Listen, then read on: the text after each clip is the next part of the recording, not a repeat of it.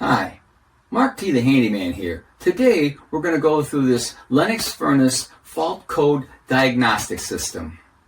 If you get up in the morning or you just got home from work and your furnace isn't working, the first thing you need to do is you need to check the fault diagnostic code in your furnace that is located on your circuit board.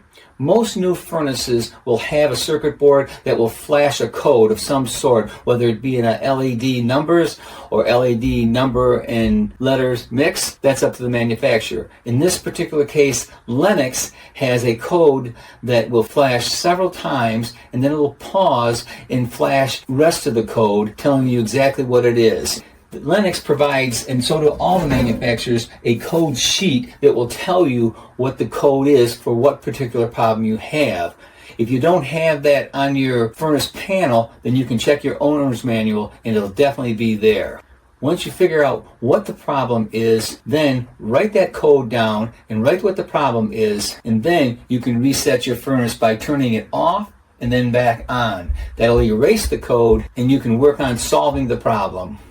If you get the code primary and secondary limit switch open, that limit switch is way back there. That's a little bit more difficult to change, but most times that happens where that's open, it's usually a dirty furnace filter or something in the airflow. So it's relatively easy to solve that problem. In most cases, like I say, it is a dirty filter, and that call comes in a lot. As you can see on the top photo, I put a picture of the limit switch on top of that video because I couldn't get a very good picture with the video camera. So that's what the limit switch looks like. One of the more common problems on a furnace is the low flame signal / check flame sensor. There's a couple of things that could cause the flame sensor not to sense a flame, but in this example, we're going to go with a common cause, which is a dirty flame sensor. What I'm going to do is illustrate the igniter actually igniting the flame, but the sensor is not sensing it, so it will immediately go off. It will try to relight several times, but after several attempts, the circuit board will go into alarm. As you can see, the glow igniter is energized and starts to glow, ignites the burner, produces a flame, but the flame sensor does not sense the flame, causing a fault in a circuit board LED code signal.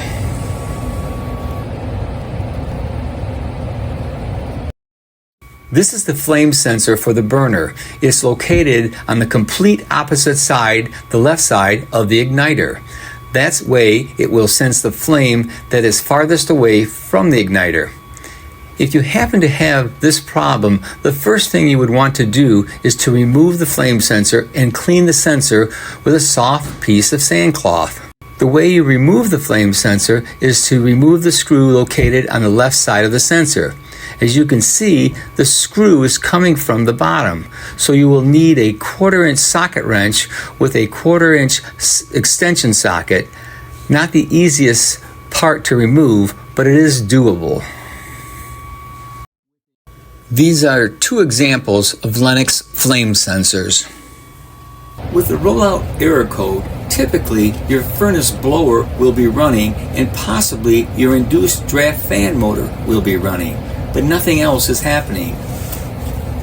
On this Lennox furnace, we have two rollout switches, one on each side of the combustion chamber.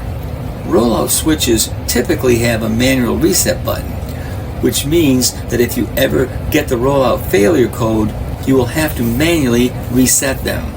That is why there is a little red button on the top of each rollout switch. When you press the reset button, the furnace should restart and go through the normal restart sequence. If the burner tries to relight and goes out again, you need to contact the HVAC technician. Rollout switch failure usually means, for some reason, either the heat exchanger is plugged or it's cracked or has a hole in it. Normal running conditions, the burner flame is supposed to be pulled through the combustion chamber, but in this case, it is starting to push back. That means the flame is rolling backwards. That is a very dangerous condition.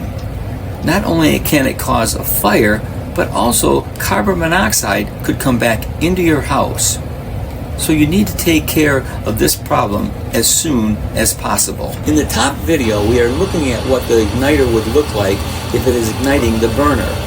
The igniter begins to glow after it is energized. Next, the gas is lit and spreads across the burners. As you can see, it is a nice blue flame. There is no rollback at all. The induced combustion fan is working. Everything looks normal. Now this is what it looks like when the glow igniter is not working. You cannot hear it, but the gas valve has been energized, but there's no ignition. Once the flame sensor notices that there is no flame, it will do the same thing as if the sensor was bad. It would attempt to light several times, but after a couple times, it will stop trying, and then you will get the burner failed to light code. This is what the new igniter looks like when you purchase a new igniter. This is what the igniter looks like in your furnace before you remove it. The glow igniter is located on the right side, completely opposite of the flame sensor in this photo. These are the two screws that you need to remove to get the igniter out. When you remove the two screws, you may have to turn the igniters a little bit towards you, but it will come out. The igniter is a very delicate little instrument. You do not want to break it while you are taking it out, just in case it is not bad. My experience has been that they do go bad on a regular basis. When you are installing the new igniter, you do not want to touch the igniter itself. Any type of finger oil, dirt, or any kind of grease will damage it, and the igniter will have a tendency to fail sooner than normal. In a high efficiency furnace like this, if your pressure switches are giving you a fault code, it might be in your intake or your exhaust PVC pipes. Every so often, a bird or some other critter will build a nest in one of the pipes. If that happens, you can go outside and check first. It could be a nest, it could be something that just got sucked in. It also could be snow that's piled up and turned to ice to block one of the lines. But if you want to just see if it's an intake problem, then you can turn your furnace off, take your combustion compartment door off,